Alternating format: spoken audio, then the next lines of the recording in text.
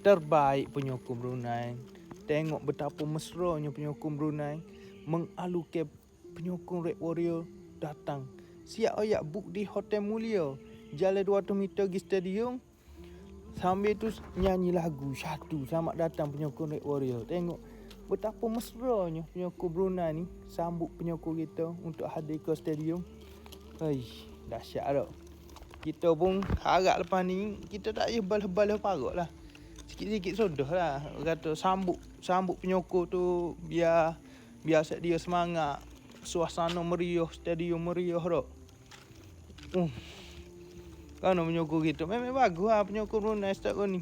Kata mentaliti, kata beza set dia mentaliti set dia bisa. Kesukaan ni. Mentaliti silaturahim ukhuwah dijaga. Tu bagus. Baik ni orang gini baik lah orang gini. Di mana dia menyambut tetamu. Tetamu ni mahal sebenarnya. Kalau dari sisi agama ni, tetamu tu nombor 1 lah kata. Tak?